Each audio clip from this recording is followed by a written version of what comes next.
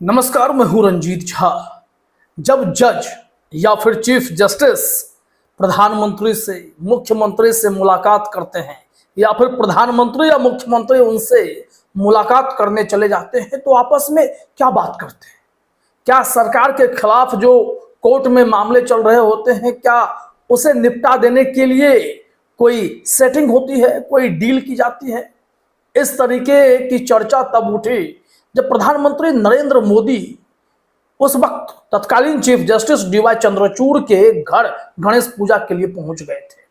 वो तस्वीर, वो वीडियो खूब वायरल हुई। चंद्रचूड़ साहब को जमकर लोगों ने ट्रोल किया।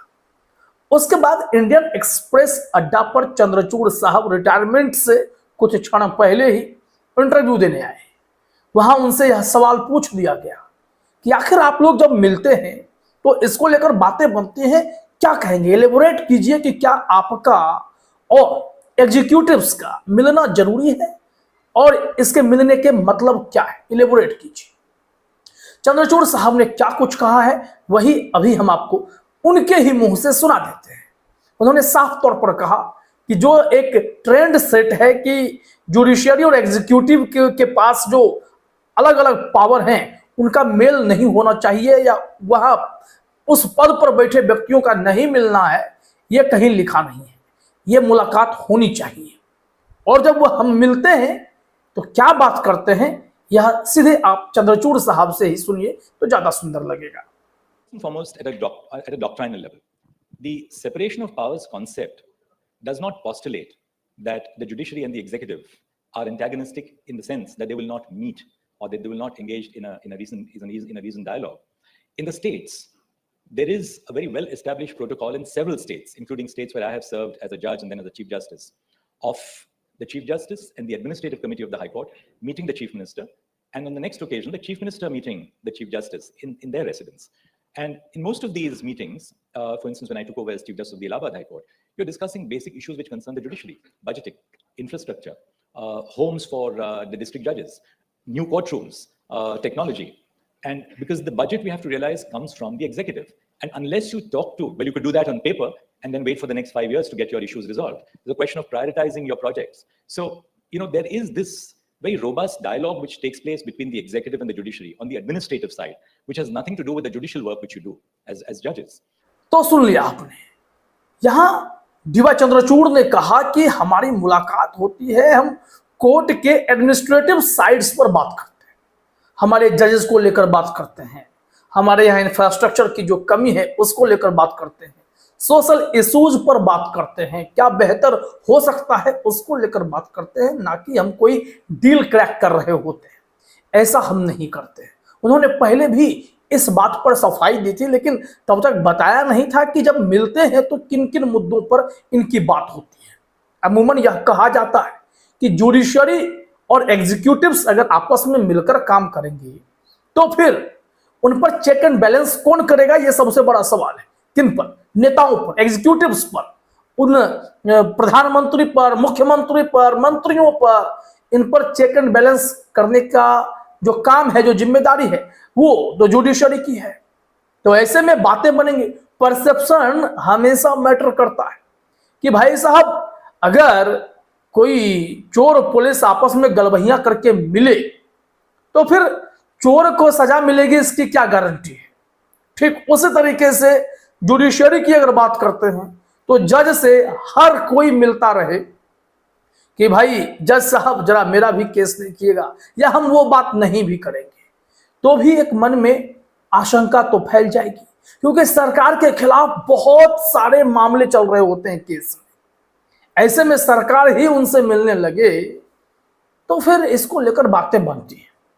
चंद्रचूड़ साहब ने कहा कि फली नरीमन साहब उनसे कहा करते थे कि ये रोबस्ट डायलॉग होने चाहिए, बातचीत लॉ मिनिस्टर के साथ जजों की होनी चाहिए, ताकि कई समस्याओं का निपटारा हो सके, निदान हो सके। वो कह रहे हैं कि हम लोग मिलते हैं, पावर का सेपरेशन है, क्लियर है, हम सब इतने मेच्योर हैं कि हमें अपना दायरा पता होता है। जरा चंद्रचूड़ साहब को एक बार फिर से सुनिए कि वो क्या कुछ कह रहे हैं। What the separation of powers postulates is that the judiciary should not be performing the role of the executive, which is defining policies, because the power to frame policies belongs to the government. The court can decide on the legitimacy, the constitutional validity of a policy or a legislation. Likewise, the executive doesn't decide cases. The legislature doesn't decide cases. The court doesn't frame laws. That's the essence of the separation of powers doctrine. And I think so long as we have this in mind, and there is a realization that, in fact, there are areas, the doyen of the bar, when we had a little bit of an impasse at the beginning of my tenure as Chief Justice of India on certain issues, particularly appointments, Mr. Fali Nariman said, well, why doesn't the Chief Justice have a dialogue with the law minister? And the doyen of the bar saying that carried a lot of weight. The point of the matter is that dialogue does take place, and it has to take place. And why is that dialogue necessary? You're dealing with the careers of people. You're dealing with the lives of people who are going to enter the judiciary, or those who are already in the judiciary who are going to go higher. There are things which you have to discuss in person. Now, we have to accept, therefore, the fact that there is a great amount of dialogue which must take place as a part of a robust inter-institutional mechanism for the exchange of views. And this has nothing to do with the way we decide cases. Over the last 75 years, that's a tradition which has evolved, which is that you don't discuss about pending cases. तो सुना आपने, उन्होंने कहा, चंद्रचूड़ साहब ने यह कहा कि सबसे गौर करने वाली बात यह है कि कोई एक दूसरे में हस्तक्षेप ना करे, यह ज्यादा जरूरी है। जुडिशरी का काम है, कोई भी पॉलिसी अगर एग्जीक्यूटिव्स बनाए, लेजिस्लेटिव बनाए, तो उस मामले की समीक्षा कर देना, वो सही है या गलत है, जजमेंट करना, उस पर वर्डिक्ट देना। लेकिन पॉलिसी मेकिंग का काम जुडिशरी का नहीं है। तो गवर्नमेंट के काम में हम हस्तक्षेप नहीं करते, वो उनकी जिम्मेदारी है। उन्हें जो संविधान ने शक्तियां दी हैं वो उसके तहत काम करेंगे, और जुडिशरी को जो ताकत संविधान ने प्रदान कर रखा है, जुडिशरी उसके हिसाब से ही काम करती है। कुछ इस हिसाब से सब कुछ आगे बढ़ता है। ऐसे में चंद्रचूड़ साहब की इस तरीके से सफाई देने को लेकर भी कई दफे आलोचना चल रही है कि आखिर क्या हुआ कि चंद्रचूड़ साहब को लगातार ऐसे मामले में बताना पड़ता है कि उन्होंने अयोध्या मामले में जब फैसले लिखे तो भगवान भरोसे लिखे थे, या उनके कहने का संदर्भ कुछ और था। कई उनके जजमेंट आधे अधूरे दिखे। इसके पीछे क्या कारण थे, इसको लेकर एक ठोस जवाब नहीं मिला। चंद्रचूड़ साहब रिटायर हो गए, संजीव खन्ना अब अगले चीफ जस्टिस हैं।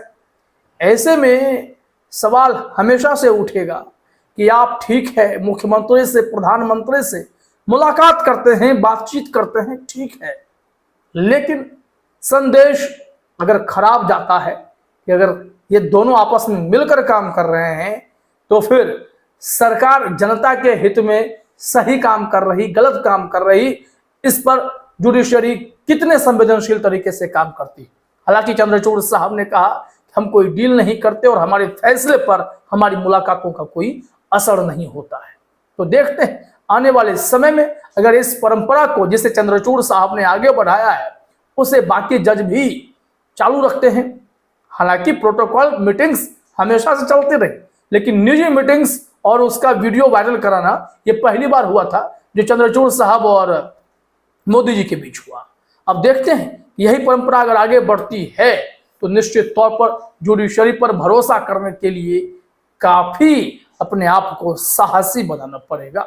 फिलहाल इस वीडियो में इतना ही। आप सभी का हमसे जुड़ने के लिए बहुत बहुत धन्यवाद।